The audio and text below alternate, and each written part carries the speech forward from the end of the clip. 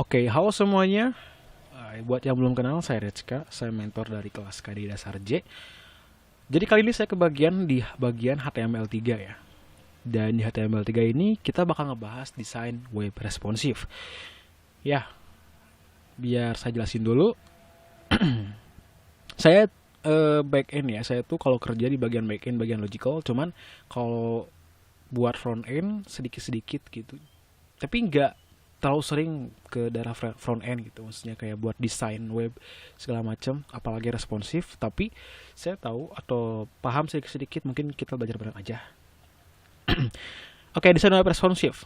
Desain web ini desain yang dimana ketika kita implementasikan ke aplikasi, dia bakal pasin itu apa ya, ngesesuaiin sama si ukuran device-nya. Kalau misal di HP nyesuaiin sama HP-nya kayak gimana, kalau misal buat tablet atau PC sesuai juga.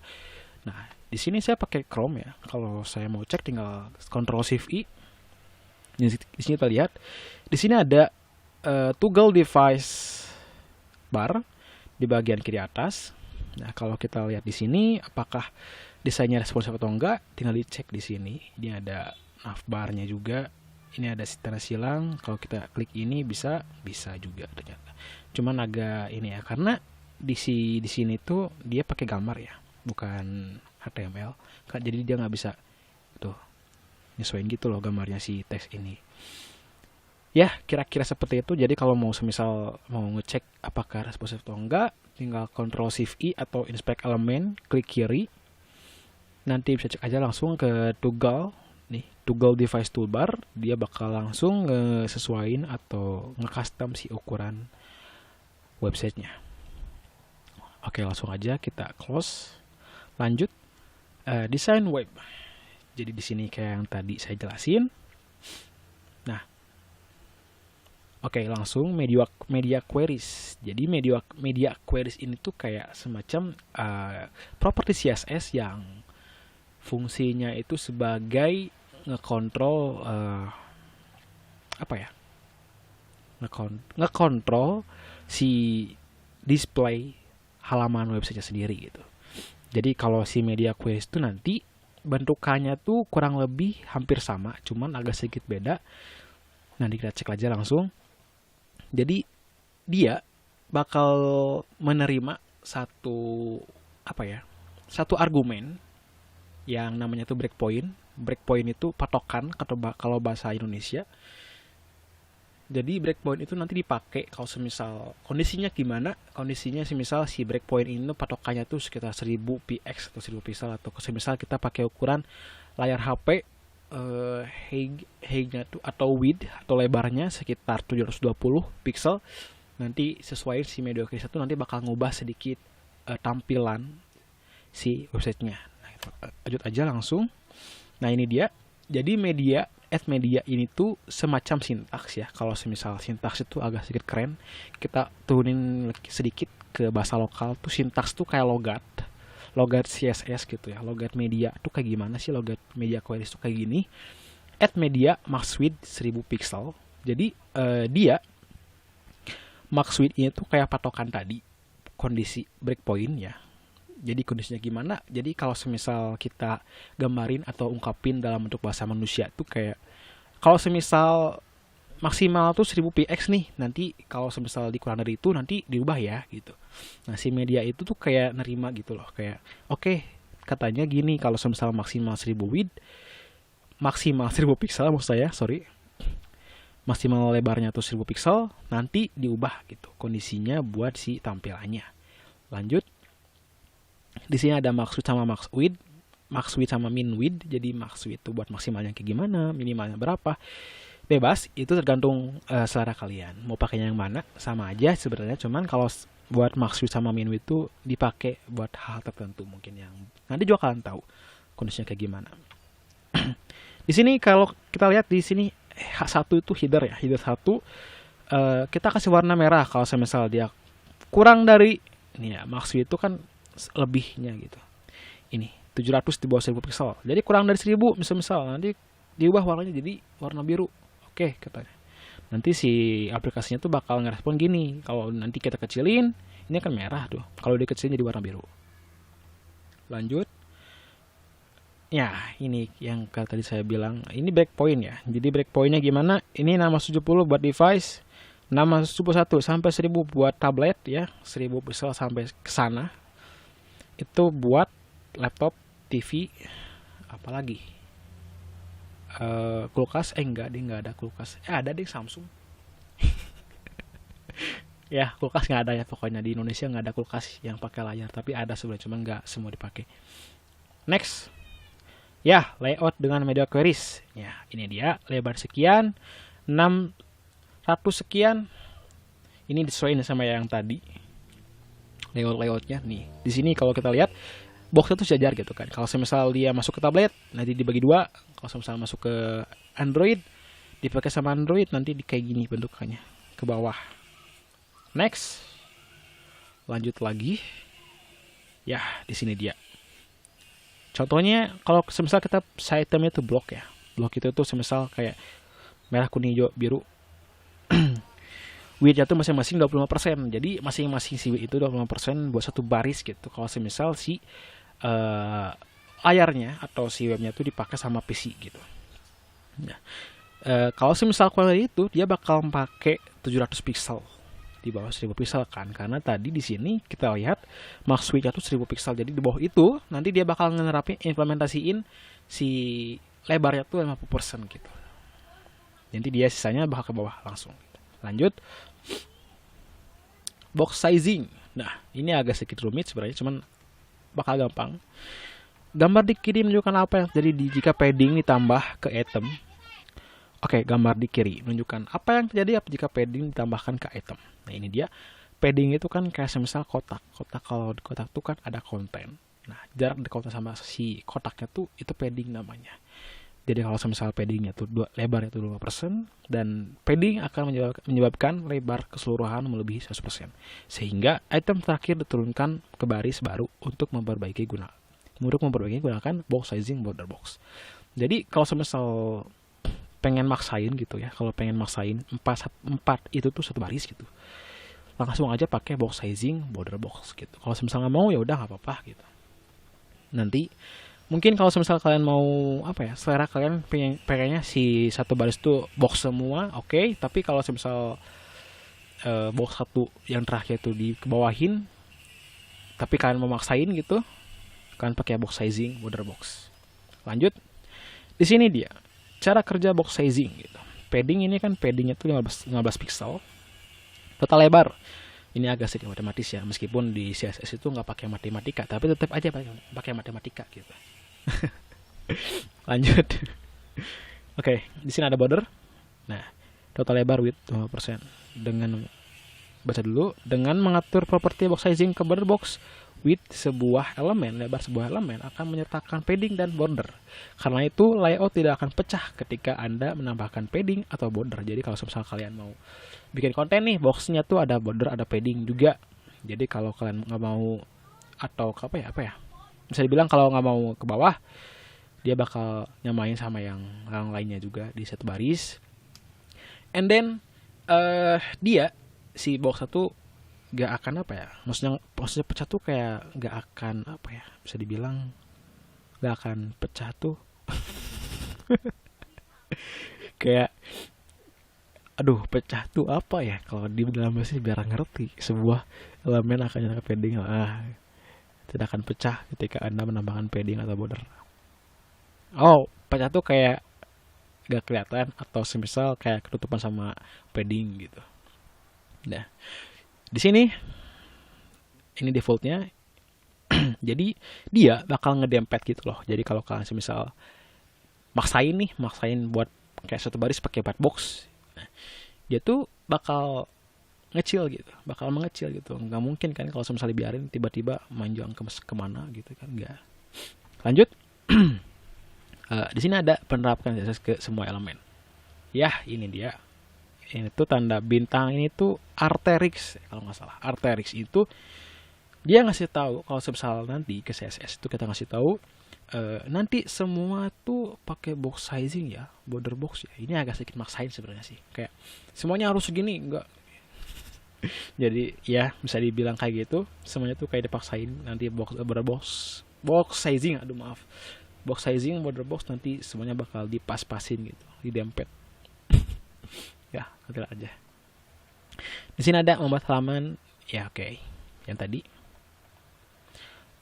viewport. Nah, viewport itu gunanya apa? Jadi viewport ini tuh, entah ini lihat nih, tanpa viewport sama dengan viewport. Nah, viewport ini tuh kita ngasih tahu ke si CSS kalau semisal nanti kita pakai responsif ya. Nah, gitulah bahasanya gitu ya, bahasa halusnya gitu. Nah, ini kita pakai responsif ya ke CSS-nya gitu. Nah, dia tambahnya di heading gitu. Di head kepala. Ya, di sini ada meta. Meta tuh kayak semacam tag yang kalau semisal bisa diartikan apa ya? Kalau dalam HP semisal, kalau dalam HP itu meta tuh kayak semacam chipset gitu. Jadi nggak kelihatan gitu sama si usernya gitu. Di sini bisa kelihatan langsung sama viewport dan juga dengan viewport bisa lihat bedanya kayak gimana. Ya, itu dia. Jadi si viewportnya itu jangan kasih tahu ke CSS kalau misal kita pakai ya responsif. Lanjut, di sini ada width 100% sama. Oke, jadi width itu sederhananya kayak lebarnya gitu ya. Di sini sebenarnya selain persen tuh ada VH. VH tuh kayak view height. Jadi bentuknya tuh kayak 100%. Jadi kalau 100% itu kalian malas pakai 100%, kalian bisa pakai 100 VH gitu. Kalau VH itu kan view height, kalau misal lebarnya tuh VW gitu. Bebas itu, nanti kalian bakal explore sendiri, bakal nemu itu VH sama range juga masih banyak sebenarnya, nggak cuma persen.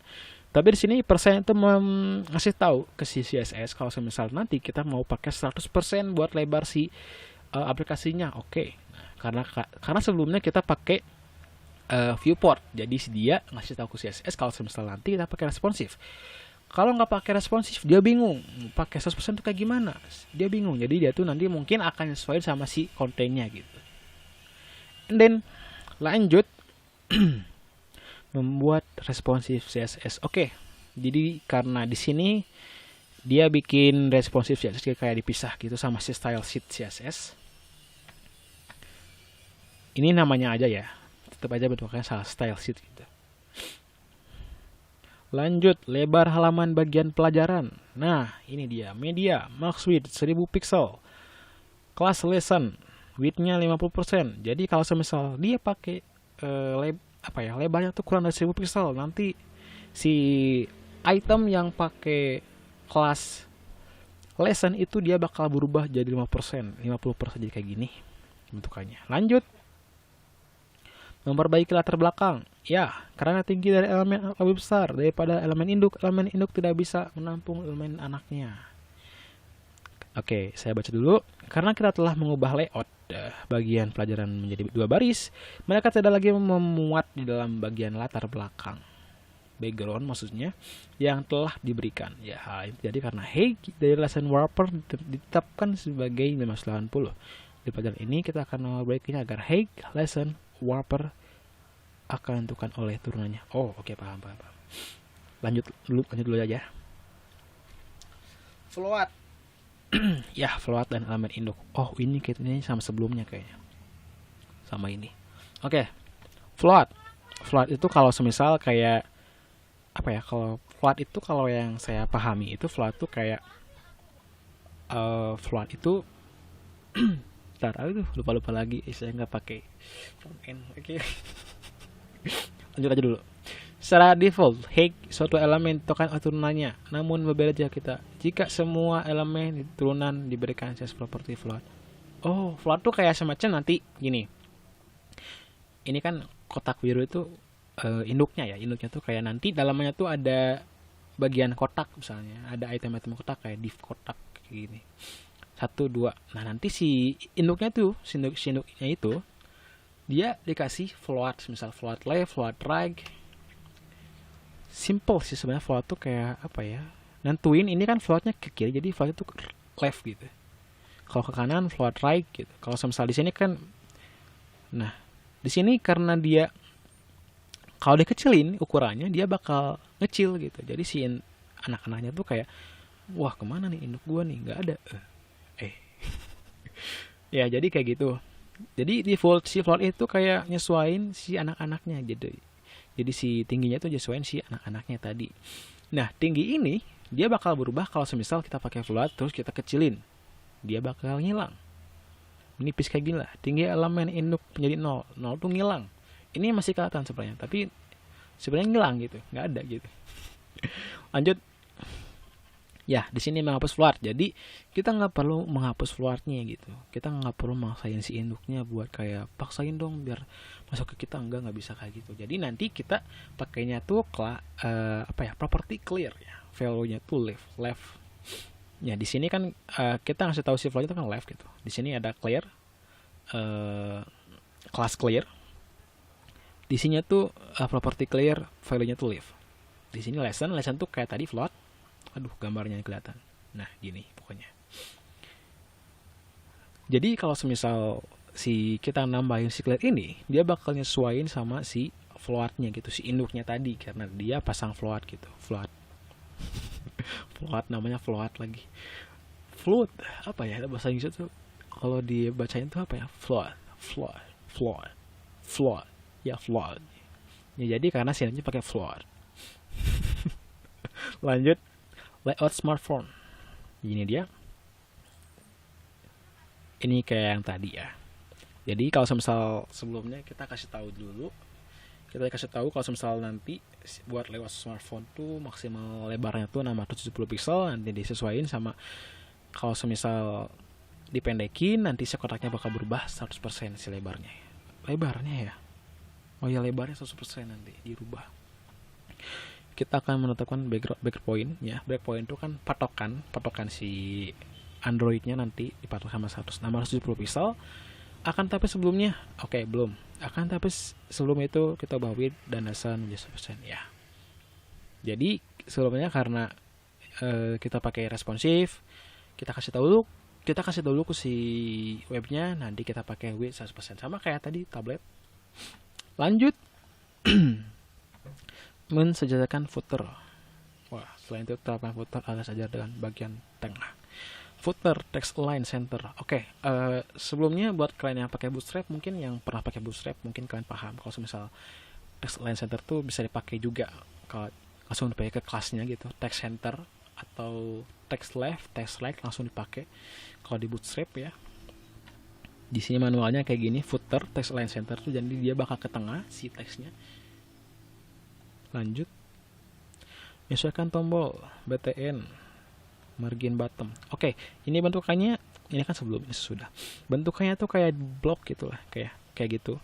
Jadi dia tuh sisinya tuh bakal ngelebar ke samping si layarnya gitu. Facebook margin bottom. Oh ini tombol-tombol buat Facebook sama si Twitternya gitu. Ya ini itulah keuntungan buat pakai responsif gitu. Cuman saya nggak terlalu pakai responsif karena saya pakainya back end gitu, logical. Saya pakainya jarang saya pakai front end, megang front end. Tapi saya paham maksudnya ke gimana. Lanjut. Di sini mau font size responsif, ya di sini font size 345, font size 32, 24. Nanti si properti ini dimasukin ke media query tadi. Lanjut lagi. Menangani layar ekstra besar. Ya, misalkan pakai bikin aplikasi buat di bioskop misalnya. Terus kayak aplikasinya tuh kayak dikenaliin pakai tablet, tampilannya tuh kayak lebar banget gitu kan. Nah, ini kan 100% 1120. Jangan bioskop deh, TV misalnya. Kepanjangan aja, kejauhan banget. Misalnya kita melihat halaman web kita layar berukuran 2000 pixel. Nah, ini biasanya pakai sama TV sih. Karena lebar kontainer 100%, ruang antara elemen akan meluas ketika lebar layar dinaikkan. Ya, itu dia. Max width. Oke, ini max width itu kayak kondisi, semisal kayak properti yang bisa dipakai di kelas manapun ya. Maksudnya di dalam properti manapun, di kelas atau di ID. Ini kan kelas container, jadi kita masih bisa pakai max width 170 pixel maksnya. Nanti kalau misal kita nggak pakai ini, nanti si widthnya tuh bakal nyesuaiin sama si itemnya gitu. Nah ini kan kalau misal pakai max width si item-item ini, si blok-blok ini, dia bakal nyesuaiin sama si CSS-nya gitu, karena dia ngasih tahu nanti kalau maksudnya sekian tetap sekian ya gitu. Lanjut, membuat header responsif. Nah, ini tuh header tuh apa ya, kalau bahasanya tuh navbar, navigasi bar. Jadi nanti diklik icon gini, kalau dipakai di Android gak jadi kayak gini karena kurang sesuai atau kurang nyaman gitu di mata.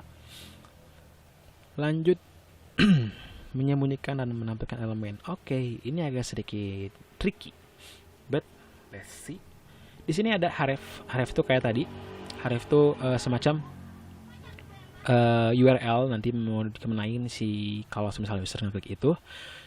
Ada menu icon.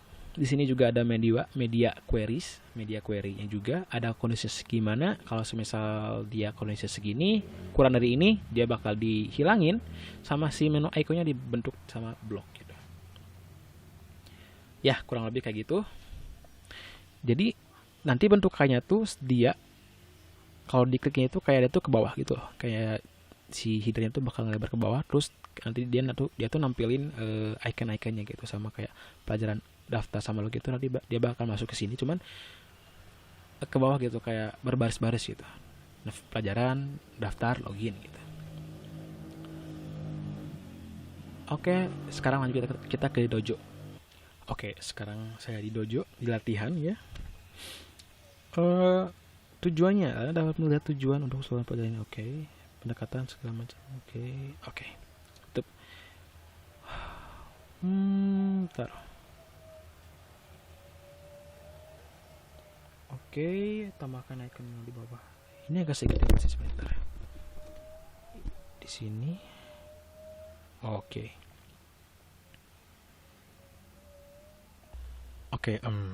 di sini sebenarnya cuma nambahin icon. Kalau di font awesome tuh ada font icon list aja kalau susah bingung. Dan terbaru tuh font awesome 5. Oke, di font awesome 5 itu dia ada icons ya gitu. Jadi di sini ada, di navbar tuh ada icons. Lanjut ke yang tadi. Tinggal nambahin aja span, bisa pakai tag i atau tag span. Nambahin kelas FA bar semisal. Jadi kan lebar gitu kan bentukannya. Kalau semisal nggak pakai FA bars. Habis itu mau nampilin juga icon menu. Tada. Ada kesalahan di stack 24. Oke. Tutup dulu. Nah, diperiksa juga. Ya, benar. Lanjut.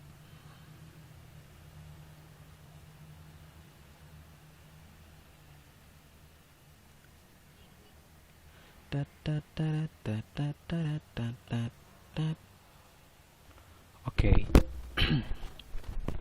Kita cek dulu. Box sizing, oke. Responsive untuk smartphone, untuk tablet. Itu namanya apa?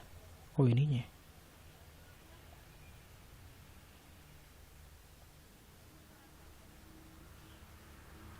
Menu icon ada nggak ya? Span.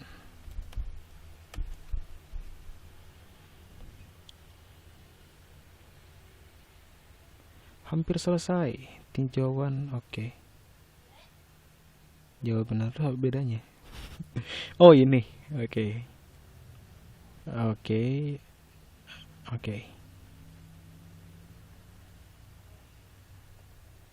Let's see. Kita sesuaiin dulu. Kita lihat dulu ya Surya. Di sini. Bandingkan ada nggak ya? Bandingkan. Nggak ada. Tidak apa-apa. Oke, ini bentukannya kayak gini. Kita lihat dulu buat tablet. Di sini kita kasih top wrapper. Kalau kita lihat di sini ya. H1. Nah, jadi kalau di index tuh top wrapper di sini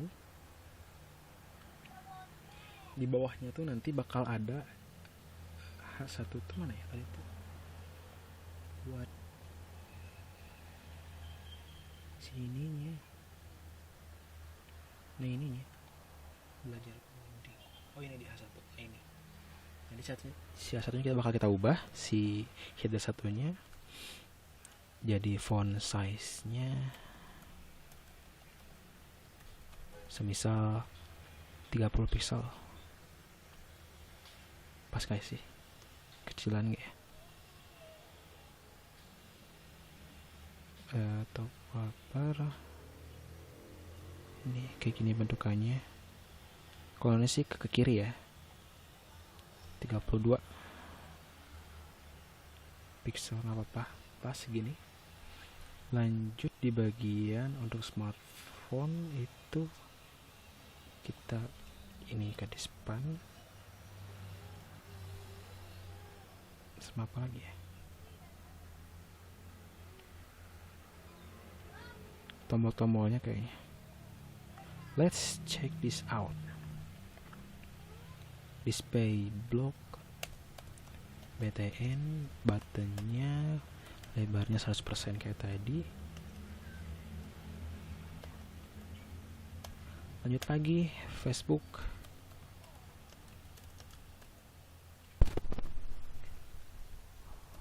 Margin bottom ini ya. Margin bottom. Jadi nanti kita bakal misahin antara Facebook sama Twitternya.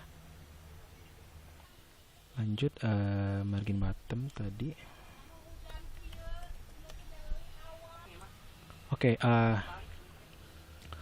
lanjut margin bottomnya kan kita mau misahin ini ya, si Facebook sama si Twitternya. Kita lihat di sini. Margin bottomnya 10 pixel, pas. Lanjut lagi ke top wrappernya.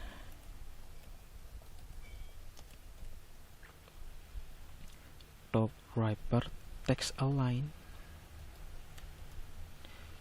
left. Ini tuh top wrapper tuh yang ini ya, yang si header tadi. Nah ini kita bisa aja nambahnya langsung ke H1, cuman kayaknya di sini dipisah gitu loh. Ini kecil enggak sih atau pas? 30 29 29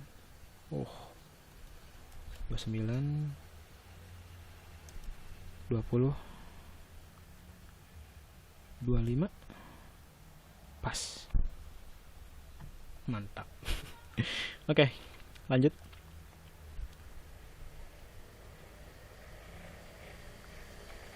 Oke, apa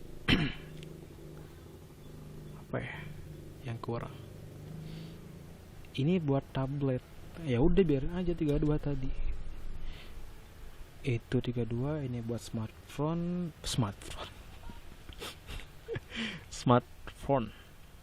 Aduh, cadel, astagfirullah. Top wipernya text line left. Lanjut lagi kita mau masang top wiper juga. Ini satu kita masang buat smartphone, itu buat telepon smartphone. Masih bacanya lupa lagi. Smartphone. Size 24 pixel.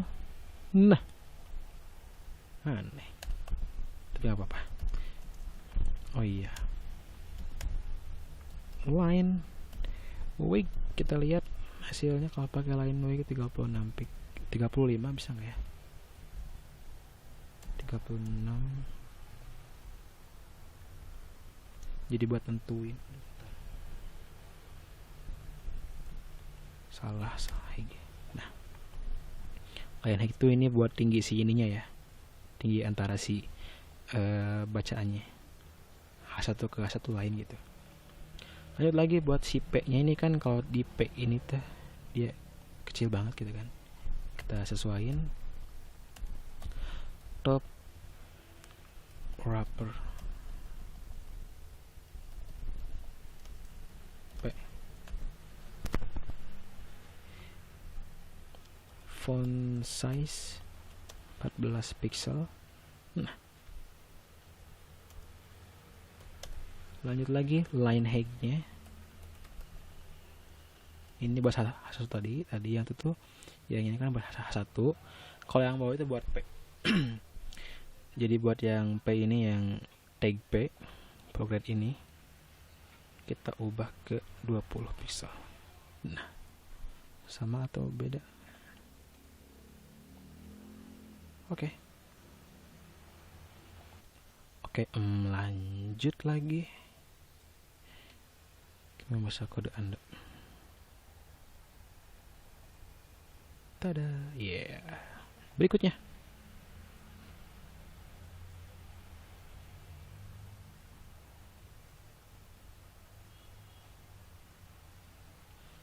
Saya pause ya biar cepet. Oke. Di sini menjadikan daftar pelajaran responsif. Daftar pelajaran itu di bagian ini. Kalau kita lihat hasilnya kayak gimana, kayak gini. Ya. So, kita cek dulu aja. HTML, CSS query Ruby di bagian index. Di sini tuh HTML, CSS Ruby. Oh, ini dia. Ada P di sini. Ini pasti induknya tuh top wrapper kalau nggak salah. Lesson wrapper. Oh ya, lesson wrapper. Ini top wrapper. So let's try maybe. Masuk aja gas. Oke. Let's see. Kita nambahinnya di bagian button apa ya? Top wrapper. Oh, di sini. Lesson.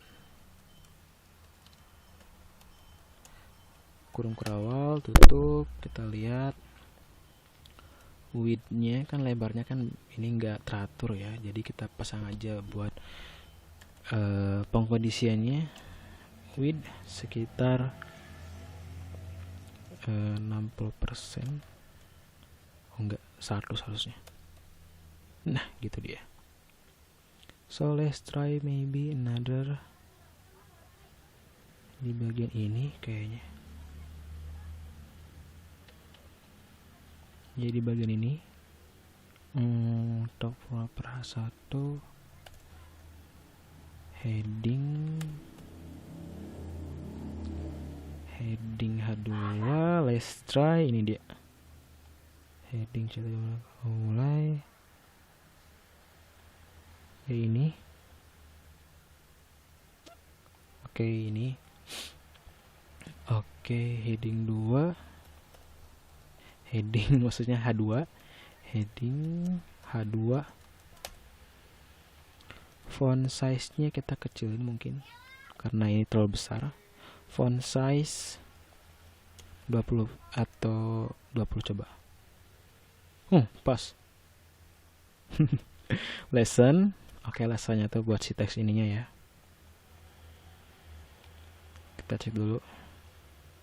Iya, hampir nggak jauh beda sebenarnya. Cuman di sini kita harus menyamakan anjir. Let's try lesson, kita lebarnya. Ketik. Width lebarnya kita pasang sekitar coba 100% deh.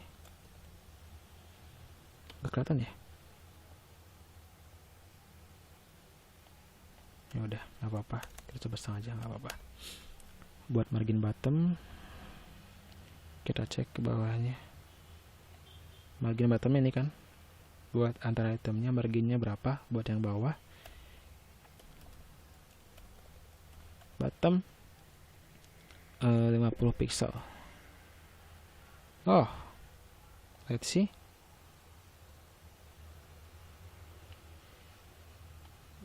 Kejauhan boy. Nah, kita lihat. Pas kan? Nah, so kalian bisa aja pakai bentukan kayak margin aja. Margin ada sintaksnya kayak gini, kayak 0. Ini kan kita tadi nambahin yang bawah tuh 50 pixel kan, yang atas itu putar 0 pixel, 0 pixel, 50 pixel, 0 pixel. Oke, bentukannya kayak ini bisa. Ini jauh lebih simple sebenarnya. Jadi kita nggak perlu Kalau kita mau custom margin masing-masingnya kayak gimana, logatnya kayak gini sintaksnya. Margin ini yang pertama tuh atas, ini atas, kanan, kiri, atas, kanan, bawah, kiri gitu bentukannya kayak gitu. Agak ribet memang, cuman ini paling sederhana gitu, paling simpel buat implementasi daripada kita pakai margin bottom. Terus ada lagi bawahnya margin left, margin top, itu agak ribet. Jujur tidak aja langsung kayak tadi. Karena kita mau nyesuaiin yang bawahnya aja, kita pakai langsung aja bottom. Margin bottom 50 pixel. So let's try lagi, cek lagi yang lain. Facebook.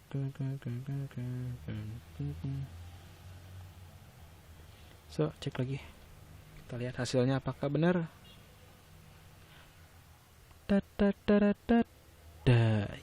Benar. Langsung lagi, lanjut gas sampai selesai ya. Baju yang bakal mau saya bahas sampai selesai. Oke, let's cek satu-satu. Di indeks menjadikan footer responsif. Oke, di sini ada yang incorrect. Ya, benar. Terus di bawahnya lagi tambahkan. Kayaknya kebalik deh. Kita cek ini responsif. Span menuaikan kan. Makanya nggak muncul juga ini si iconnya. Astagfirullah. Yuk kita tukar menu icon. Nah kan muncul gitu. Let's see. Buat kita cek dulu bagian responsif. Cek ke bawah footernya ya. Ini footernya kayak gimana? Gede banget boy. Kalau yang hasilnya kayak gimana? Kita lihat, kecil ya. Jadi kita cuman perlu taruh text align-nya. Udah. So let's try mungkin. Ininya footernya boy. Kirain itu yang atas. Oke, kita cuman perlu footernya itu kita ketengahin. Yang tadi yang udah kita bahas, kita cuman nambahin footer. Ya, footer tuh di bagian bawah di sini di indeks itu ada footer. Nah, ini dia tag footer. Kita coba. Jadi kalau tag footer kita nggak perlu lagi nambahin titik itu buat kelas ya. Kalau hashtag atau pagar itu buat ID. Kalau kita cuman pakai tag aja, kita nggak perlu nambahin apa-apa di belakangnya, di depannya. Text align center. Nah, kita lihat dulu apakah dia pakai bootstrap atau enggak. Sama aja. Kalau pakai bootstrap, kita cuma nambahin aja di sini kelas text center gitu. Kayak gini gitu. Kalau misal pakai bootstrap, karena nggak pakai jadi manual, langsung aja di CSS-nya langsung gitu. Kita lihat hasilnya, kirim. Dan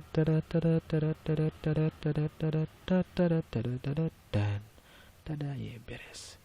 Berikutnya, udah beres anjir. Oke, selamat yang udah udah pernah nyoba ini, mungkin yang udah pernah nyoba HTML3. Jadi mungkin nanti yang belum nyoba silahkan nyoba.